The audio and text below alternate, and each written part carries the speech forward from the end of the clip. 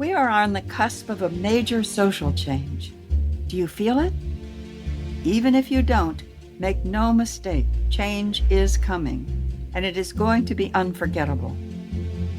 I'm your host, Dr. Sarah Hart, and here on Prime Spark, where we work with and on behalf of women over 55, I want to help you find that spark that will ignite your way forward, reflect your gifts to the world, and illuminate your path through this next stage of life. Through these podcast conversations, I hope to inspire you to see how you can make a significant contribution to some of the gnarly problems that are facing us right now. Join me, and together let's discover our Prime Spark. Hi, and welcome to Prime Spark. I'm Sarah Hart, and I'm so happy you're here with us. Prime Spark is designed for women over 50 or close, with a goal to help us all live our happiest, most fulfilling and productive lives, now and in the future. The mission of Prime Spark is to change the way our society sees and treats older women. That's a big mission, which only means we all need to be involved and we need to get going now. And today I have the great pleasure of talking with Debra Morrison, a woman whose work I greatly admire. Debra L. Morrison is the Chief Navigational Officer of Women Navigating Finances, LLC, and the founder of the We Can Do It Women movement. Retired from 4+ decades of practice as a Certified Financial Planner Practitioner, master's degree in retirement planning, and asset manager, Debra now leverages that rich wisdom as a financial and leadership coach to uplevel mature women's financial confidence and create intentional wealth to live the life of their dreams. She's a certified grief coach, an accredited estate planner, and the best-selling author of My Husband Died, Now What? A Widow's Guide to Grief Recovery and Smart Financial Decisions, and Common Sense Money Guide for Women. She has spoken on many stages and networks and has been quoted in the nation's top newspapers and journals.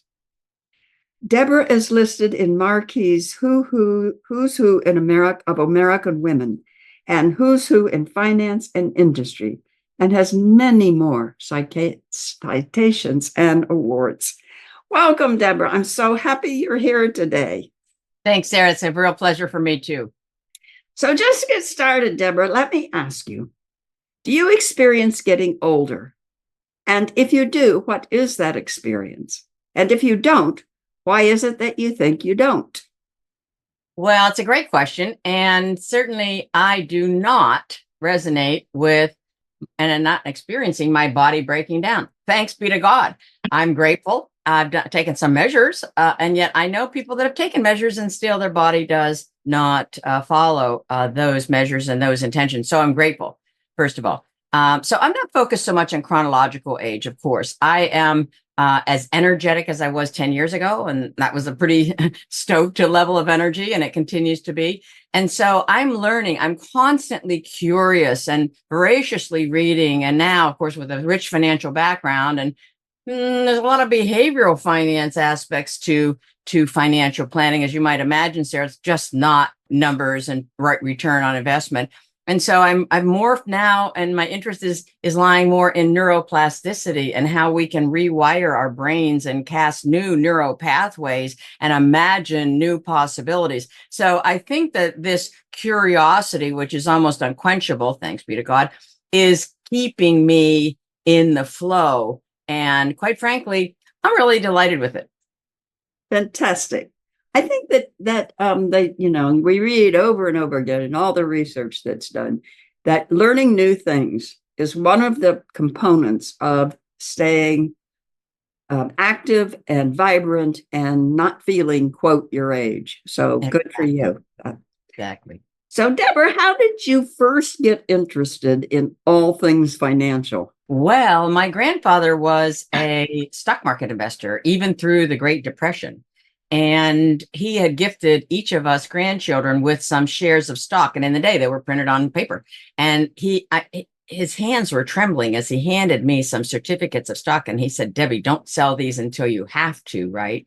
And I just like looked at his hands, and he was not an emotional man. And yet I just thought to myself, there's something to that. It's not just paper. There's significance there, right?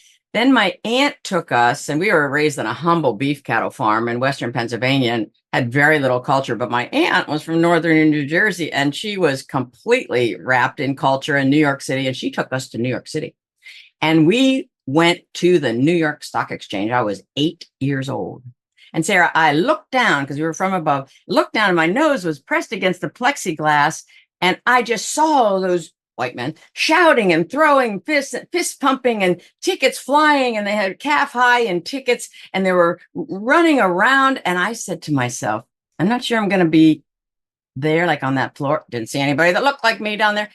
And yet I am going to be involved in that energy. And from that day forward, I defined money as energy, and it's never failed me yet. And I invite us our listeners to think of money as energy, because, energy is in us and through us and with us. And money is in us and through us and with us, as much as we might don't want to deal with it. And yet it is a negotiating tool. It's a negotiating tool, and it's a tool to buy us experiences or things. And so if we keep the energy flowing, if we keep the flow, much like what didn't happen in the Great Recession, 2007, 2008, banks shut their doors, no more lending, everything stopped up. Well, if everything stops up like blood in your body, so this flowing idea is something that we understand from a physiological standpoint. And yet I want us to introduce this tool called money, because it's going to flow in and through us. And this time we're going to buy an object, and this time we're going to fund a dream vacation and so forth. And so this concept that God came through me and said, energy, energy. And I have ever and forever repeated that mantra. And I espouse that as I talk with particularly women around money, because it's energy. Why is it that so many of us, not everybody, but so many of us get that energy stuck, and we don't see it as energy? We don't see it as flow. We worry about it. We hold on to it. We don't have enough of it. We try to get more of it. Why has that happened? You're so clear about, and it makes so much sense about the flow. Why don't most of us feel that way?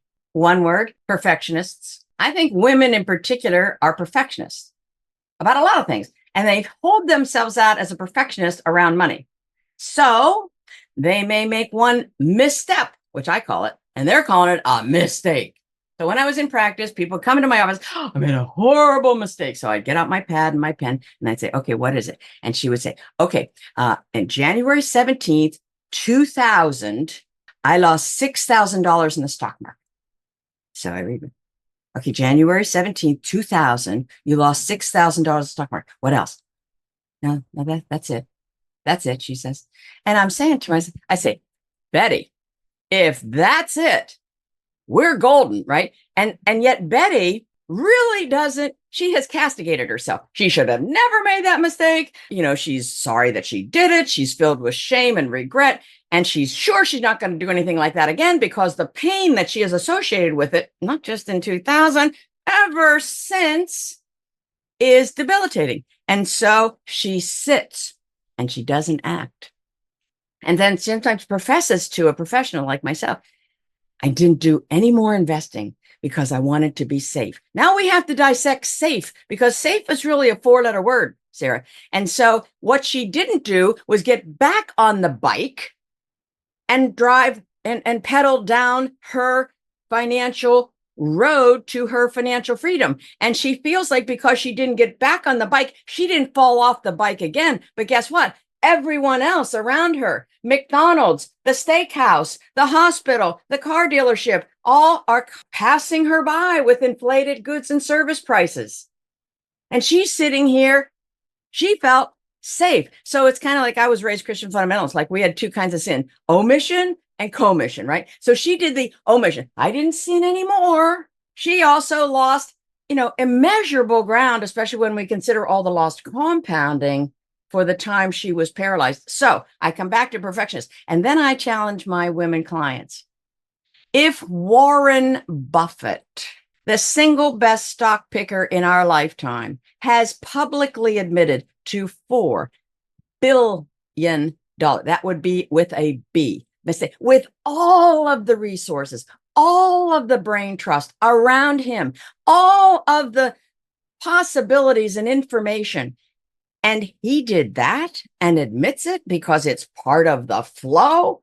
Who are we to think every move we take and make is going to be perfect? It isn't the case with how you raise your kids, how you prepare your meals, how you go through your life and change wardrobes with seasons, if that's applicable. It's not that in any other area. And yet, because there's so much information out about money on the internet, forget chat, GPT. I mean, in the day, so much information about money, they think they should, another word that needs to go out of our vocabulary, should know about it. Okay, good. You have the Library of Congress, and you should know what, your metatarsal bone is like and how it's going to affect your balance. Nonsense. That's the problem. There's so much information. Women don't know exactly what is relevant to their financial trajectory. And so back to, why do women get stuck? I think women get stuck, and my experience bears it out. They made a misstep, and I call it misstep because misstep connotes action, right? We can take another step. We can get back in the military in step, right? And right back on, right? And yet this kind of lack of forgiveness of ourselves in any respect, actually, it has to go. We need to look back for the lessons that there are to be gleaned from any past experience. And then we need to forgive ourselves for not being perfect and for absolutely take brave, forward-thinking, radical responsibility for our present and our future. And we need to take our stand that this is going to be a piece of learning that's going to be incorporated into future decisions. And we are going to do this thing called money. Yes, we are. And probably hire a good coach or a good fiduciary planner. And yet we are going to change our minds around this. I can't do math. I'm too old. Monkey mind. We are going to change our minds, because you can go through life, Sarah, without eating broccoli or skydiving. You cannot go through life without negotiating this. And so it's that important. And it's that urgent that especially older women who are what I call undersaved, and they're very culpable, Sarah, to get rich quick schemes, cryptocurrency. I made, half a Bitcoin in 14 minutes.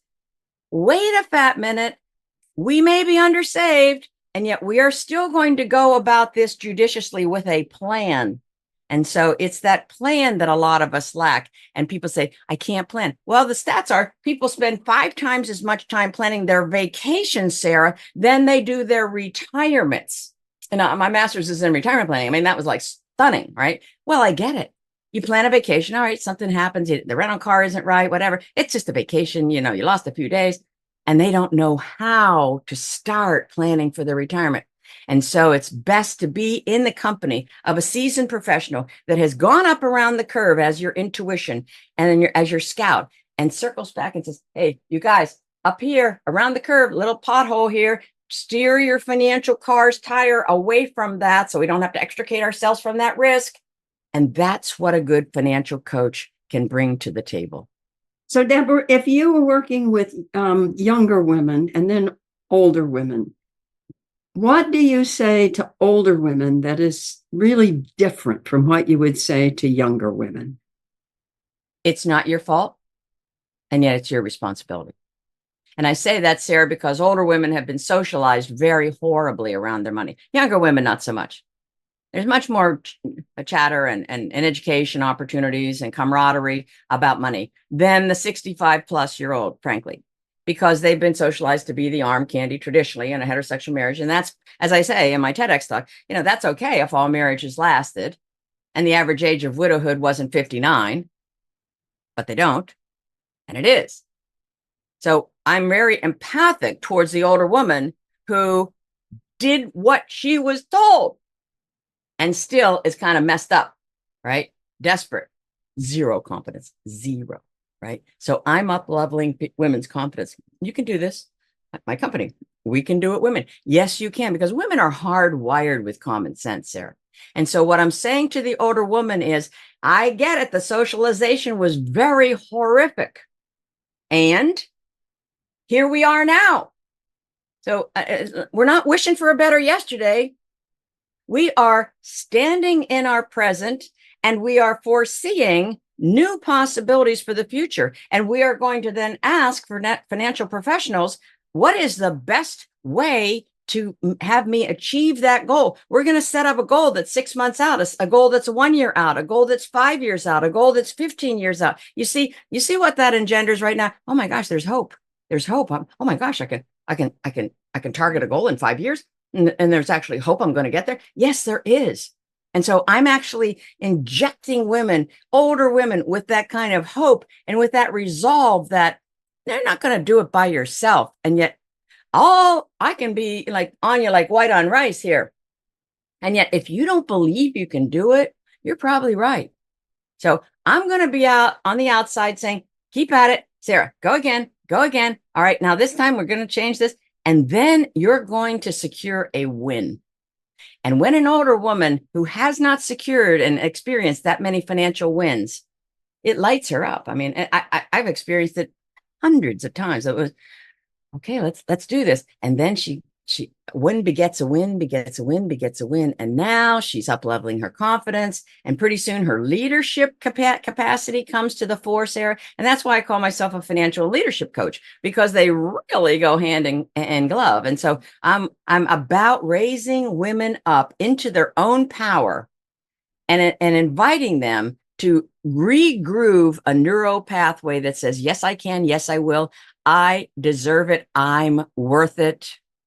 And the benefits to me are going to expand onto my family, my friends, my community, and the world.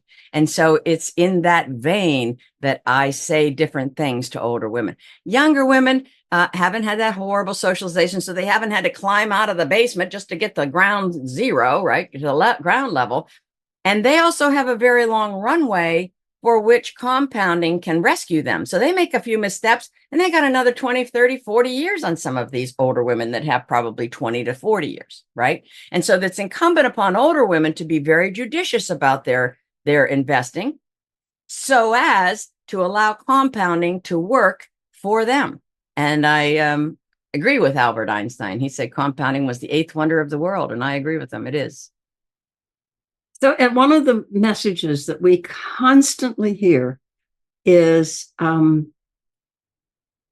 that people have not saved enough for retirement, and it's worse. It's getting worse all the time. And I would think that older women would have that message firmly in their mind because it is said so often. You read it all the time. Is it ever too late to make a difference in the money you will have available to you in the next 20, 40, 30, 40, 50 years? Never, ever too late. Like, what is it? The best time to plant a tree 20 years ago. The next best time today. And so the point is, I always say, unless you have a medical diagnosis that's, taking you out here in the next couple months, I'm looking ahead, right? And I want us to be planning for our future in whatever capacity. We're going to start saving for ourselves here. That in and of itself takes women from, the batting circle, and they've just hit a single and they're rounding first, headed to second. Just the fact that they start saving for themselves systematically, not what's in the wallet at the end of the month. No, off the top. So you set up an account that takes it right from your checking account. I don't care if it's Social Security coming in, the pension, whatever. I don't care the source of it. But right out of there, boom. And especially if you're earning, right out of your checking account over here into an investment account, because that can seed your food bill, electric, 5, 10, 15, 20 years out. And so the investments that you choose to invest in should be matched with the duration, if you will. Like, you wouldn't buy a stock for a goal that's less than 7 years in duration. You might make good money in the stock market in an aberration, but typically you want to allow a good 7 years for the market to cycle. And so you might put monies into stocks and you earmark it. That's for between age 70 and 78 or whatever it would be. And then you put something in stocks and bonds, and that's for, a 5-year swath before then, and maybe bonds only. And that's for the next 5 years, and maybe cash or money market. And that's for the near term. So it's a matter of us understanding that there are different investments and different returns, at least historically speaking, for different timelines. And I make the analogy, I take a putter and I say, would you hit off the tee of the golf course with this putter? Well, you could, but why would you with a driver in your bag? So you have a different tool, you have a different golf club for that circumstance. So for 10 plus years, 7 plus years, it's got to be something like stocks or real estate that has the potential for both the underlying principal to increase, as well as a potential dividend, all of which is going to compound. And so what I see is that women of an older generation have saved diligently, and I praise them for it. It's really sickening to me. It breaks my heart that older women have saved, many of them saved diligently, and yet they saved in bonds or certificates of depreciation, and they don't have much to show for it, you see. And so inflation has riddled the purchasing power of the return of those certificates of depreciation and the bonds. And so we need to inject into women's psyche the other R word associated with the stock market, because we've heard plenty of this one R word, risk. Yeah, we've heard all risk in the stock market, risk in the stock market. Well, how about risk and return? Because risk is the currency for return, especially in the stock market and real estate market. But if you take one without the other, it's like having peanut butter without the jelly, if you happen to like that. So the point is, I want us to learn new principles that probably haven't been taught you, and your broker's just too busy pitching you a mutual fund on which they're going to make a commission, or your insurance agent is pitching you an annuity on which they're going to make a massive, did I mention large, commission, or life insurance policy. So we need to be about distilling down the cliff notes, Sarah, of what it is we will be investing in, and we're going to portion that off so that we have money if the market downturns. We don't have to go into our long-term money that might be depressed right at the time we need it. No, that's going to stay there. And so it's that discipline. Just like the door is shut and locked on that money. I'm going to deal with my liquid assets for the near term. And then I'm going to allow these to mature in the timeline that I've allotted them. So when you dissect it like that, it's just freaking common sense. I mean, and I just think women are fantastic once they kind of get the rules of the game. What about for women who feel as if they just have enough money coming in each month, barely to meet their basic needs of housing, food, heat, telephone, have nothing left over at the end of the month and are waiting for the next month to begin? Well, I'm not sure exactly what the question is. I mean, I understand the scenario. If a woman is maniacal about this, and what she's seeing every morning, every waking moment, or what her subconscious is feeding her is not enough. Cut back. You don't have enough. It's going to run out. It's going to dry up. I don't know where we're going to be if, gas goes up another cent or two a gallon. That's a very, very limiting mindset. And so, first of all, there's a million ways to earn money now with the internet. And I know some women aren't on the internet, but they got grandkids, and their grandkids have friends. And that grandmother, if you will, they may not have grandkids. I'm of the age I could have, but I chose not to have kids.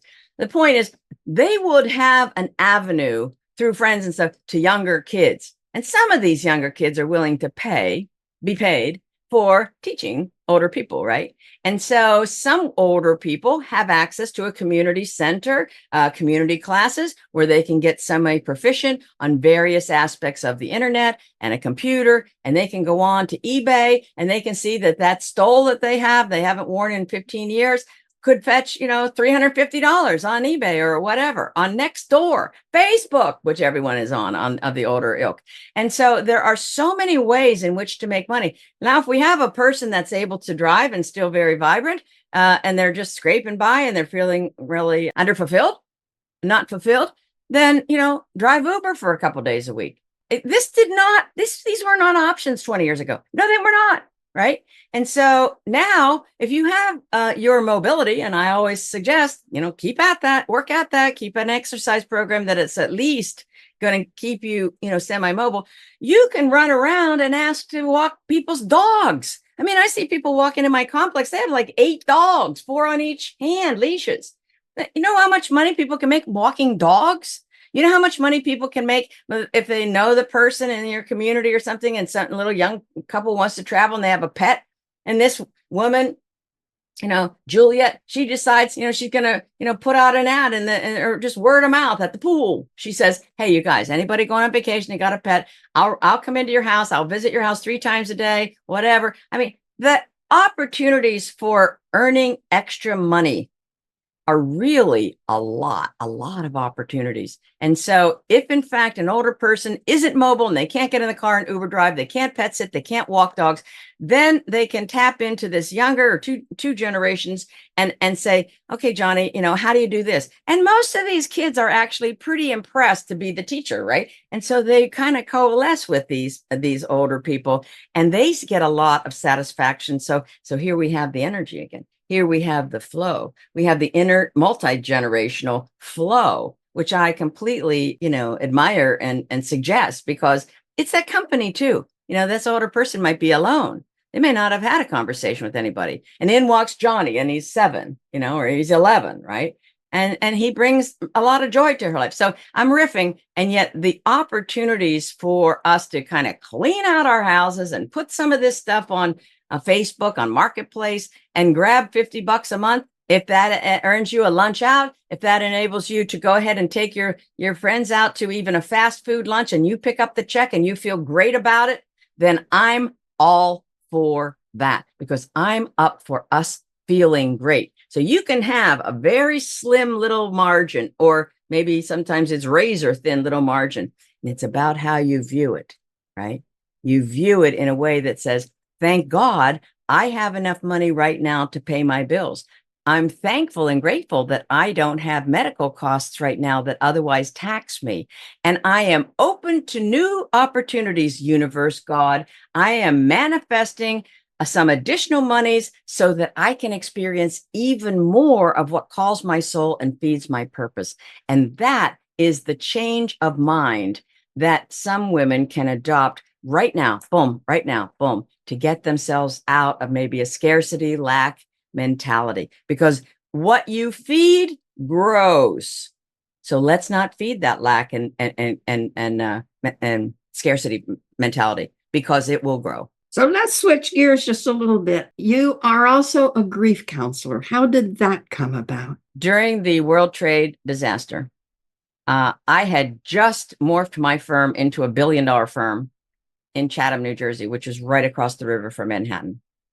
And when the tragedy struck, we all went to the hospital, gave blood. It was useless. Everybody was dead. We came back, and 4 white men and I sat in the boardroom. What are we going to do? These are people. These are our neighbors.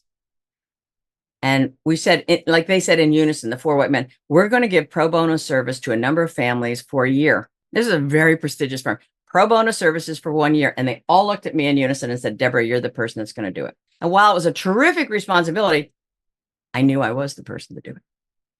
So I was never afraid of death. I come from a huge family. My dad was one of 9 kids, and everybody had 1,000,000 kids. And so people were dying. My cousin was killed at age, 11th grade. My brother lived 2 days. I wasn't afraid of death. And so I was very effective with these people. And the more I got into it, the more I realized, Debra, you might be empathic and all that, and yet you don't know enough yet. And so I went and did a 2-year program and got a grief coach certification. And I interweave those grief recovery skills, Sarah, into everything I do. And so what I realized very swiftly is there's this grief pall that's cast across society, right? I mean, if the World Trade disaster didn't do it, and the Washington, D.C. disaster didn't do it, the Great Recession, 2007, 2008, the dot-com bubble in 2000, and then, of course, the pandemic. And, so there's this pall. People kind of have the hope tamped down in them. And so when I'd say, "Hey, what are your goals?" And like, how do you spell that, right? So we are tasked with enlivening dusting off. Come on out. Come on out. Imagination. Come on out. Verve. Come on out. Spirit. Come on out. Personality. Because I know you're there. I've experienced it. Other people have experienced it, and I can get it back if I call it into the presence. And so it's about enlivening otherwise tamped down or deadened, aspects of ourselves. And then we can start to shed the grief and the guilt and the shame, a lot of these emotions around grief, because to the extent that we don't extricate pieces of that from ourselves, it weighs us down and it detracts from our effectiveness in almost every other area of our life. And so it's not about saying, oh, well, I'm moving on, I'm going to forget my partner who died or my job that I lost. You're not forgetting. You're moving through. Like in the days there, everybody, well, a lot of people were wearing what would Jesus do bracelets. Remember those? What would Jesus do? And so I say to my widows and widowers, how about if you imagine a bracelet? What would your person want you to do? Sit around and bawl your eyes out and grieve weeks, months, years? Or would they say, you've recognized me, you've celebrated our beautiful times, you've forgiven any ills, and now you're moving on to the next chapter of your life. And in time, I would say to my clients, there's a reason you are still here. Because many people would say, I just wanted to be dead. I wanted to die right with them. There's a reason you also weren't in the obituaries. And I don't know what that is. But I'm going to work with you until you can discover what it is, because that's what your late friend, partner, husband, wife would want you to pursue. Do you agree? And 100%. Oh, yes, of course. Yes, of course. But they almost need permission to step through some facets of the grief that otherwise have held them back, because they feel like they were dishonoring their late person if they actually laugh again, if they get in their car and drive somewhere, if they go into a public place and don't break down crying. And so I'm giving permission all day long. Step into your present, own it, and imagine your next steps. That's wonderful, Debra. We don't have much time, but I do want to hear about what We Can Do It Women is all about. Well, We Can Do It Women is a company name of mine. I bought the trademark. I trademarked that name. I was like, oh my gosh, that's available. So I trademarked it because I am certainly about this kind of, I keep making this motion like, come on. The water's fine. Come on in, women. We can do this, right? And I am a big proponent of women mentoring women. And so the We Can Do It Women movement is just in its infancy. It's going to grow. It's going to become international. And we're going to invite in women of all disciplines. My swim lane is finance and leadership and other, STEM, education, nursing, homemaking, whatever it is. We can do this, women, whatever the challenges. And there are many societal challenges that women in particular will be tasked and are tasked with correcting and changing systems so that it's not as horrific of discrimination. So We Can Do It Women is this gathering of safe space. Nobody's sneering, nobody's mocking, nobody's shaming. No, safe space. Because when women can unload their deepest secrets and have people say, okay, I hear you. I see you. And now let's work with where we can go from here. This is tremendous. You could do it by yourself, but having sisters around you, either virtually or definitely in person, is life-changing. It accelerates the path and the pace of a person that is attempting to release that which has bound them up, and now they're stepping into their greatness. And so We Can Do It Women, the logo, which your audience can see when they go to the website, wecandoitwomen.com. It's the logo is We Women. It's kind of like you can take it apart. We Women, and then Can Do It is on the top. So We Can Do It Women. And then there's little stars, and the stars get bigger and bigger, and they go in an arc. And then they come back around. It's like, we can do it. We're going to do this little thing and then a bigger thing and a bigger thing and a bigger thing. And it's going to arc right around to all the women. And then we're going to start again and we're going to start again. And so that's my interpretation of the logo. And yet this is an opportunity for women to band together and to maybe have an accountability partner, right? That's a beautiful thing, in order to take them, to give them sisterhood, right? Because there's a lot of lonely people, and there's a lot of lonely and sometimes desperate follows. They kind of go hand in glove. And I want to say, wait a fat minute. We are here by the grace of God or something else. We are here. And I said to across from Stuart Varney, and I was interviewed on CNN for about 2 years, in 1999 to 2001. And he said to me once, Debra, what's your best investment? And I literally said, Sarah, oh God, give me the answer. What am I supposed to say? Debra Morrison on the Chiron Certified Financial Planner. I'm supposed to say a stock, right? A piece of real estate. And out tumbled from my lips, Stuart, I have 2 assets, time and health. And I don't want to waste either one of them. So if you are a woman who has made missteps, can look back, see them, see the lessons, take responsibility, forgive yourself for them, stand in your power and face resolutely forward, taking radical responsibility for who you are becoming, join us in the We Can Do It Women movement and get yourself surrounded with the number of networked people that are continuing to grow each and every day, and get to, so that you are not alone or feeling alone. Because sometimes people that are marginalized feel like, I'm the only one that has this problem, and you're not. You're just not. It doesn't mean I don't empathize with your problem and the severity of it and the significance of it. I want to hear that story. And I want you to be saying that story, women, to someone that will listen to it, because then you won't have to keep repeating it. You know, a lot of people, they suffered sexual abuse, whatever, and they haven't been able to work through the forgiveness of but the perpetrator, but mostly of themselves for continuing to recant the story. And that's just deepening the neural pathway. If you're getting deeper into a hole, stop digging, rewire, re-language to something that is life-giving. And I believe We Can Do It Women is life-giving. And I'm on a mission to do nothing short of that. Wonderful. So our last question, we need to do it quickly. All the things you've done so many different things. What are you most proud of? And what do you hope your legacy will be? So much in life of value has nothing to do with money. And that's what I just hold on to. One of the best things I ever did as a financial planner was I had a client who was Dutch, and he was here in the United States working as a perfumer, and he was diagnosed with HIV. And I didn't know that. And it slipped into AIDS. And as I'm talking with him, I didn't know that he even has HIV, but he had a huge estate. So I was thinking, well, maybe we should buy life insurance to help with estate tax, because it was going to be mighty powerful, hundreds of thousands of estate tax.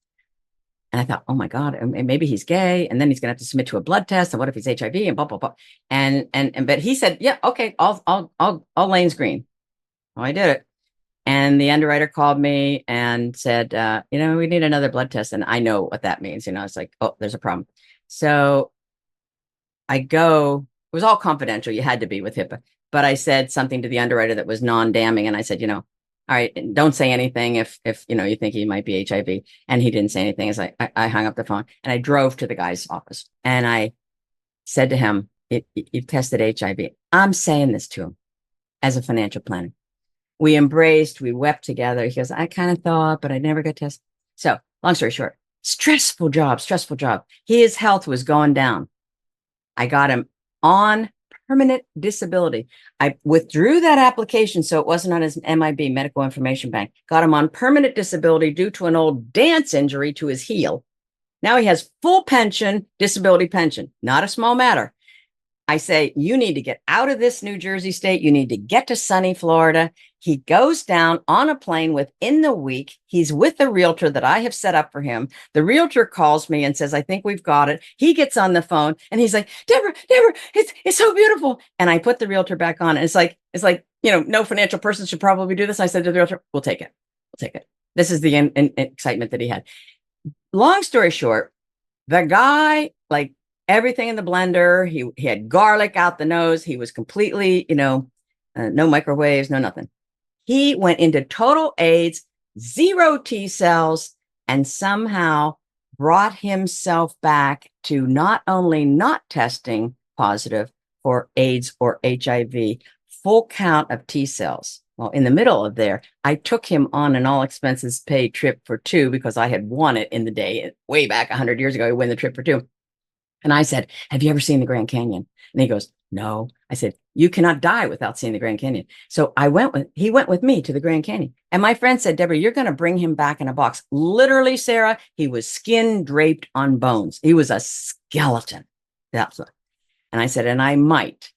And I hope he sees the Grand Canyon first. Of course, long story short, we get out there and we look over and he's in a skull cap and a bath, a bed spread around him, in addition to all of his sweaters and jackets. And he looks over the rim and he goes, oh! And I'll never forget that as long as I live. I was thinking we got back and he's going to die because of all the excitement. No, he lived another 8 years. So that, my friends, if you don't think stress matters, I got a different story for you. Stress matters. Locate it, become conscious of it, start to eradicate it layer by layer, for your life's sake and those around you. Oh, Debra, this has been really good. Really good. Thank you so much. So I can imagine people are going to want to get in touch with you. How can they do that? What's the easiest way? Pop over to my website, wecandoitwomen.com. I actually have an app that you can download on Apple or Android. It's called We Can Do It Women. Go to the App Store, We Can Do It Women app. Boom, download it. It's still being populated, but there's always going to be something fresh on there. And email us at team at TEAM, team like a big team at wecandoitwomen.com with whatever questions you have. Go onto the website. There's a free video training. I'm interested in us being educated so that we have some little step holds of power and of feeling like, we can at least engage in the conversation. So we need the convo and then we need the vocab. So I'm kind of providing those little initial steps. Call us if we can help you out, put you on the right, trajectory, if you will. There's a plan probably at any price point. And I want us to be matched in ways that really pay you massive dividends and move your dial towards your fulfillment and living, Sarah, an untethered life with financial freedom, true financial freedom. And you don't have to have a lot of money. You have to have the mindset around where you are and the drive to increase it or enhance it as you're able. Okay, that's our time today. Please join us again. You can find our Prime Spark podcast on every popular outlet. Find out more about Prime Spark at primesparkwomen.com. Thank you so much to my guest, Debra Morrison. And don't forget, you can find her at wecandoitwomen.com. There's also an app in the App Store, We Can Do It Women. So contact her and make sense of your life by working with Debra. Thank you for being with us. Spread tolerance and love. Bye-bye. Thanks for listening.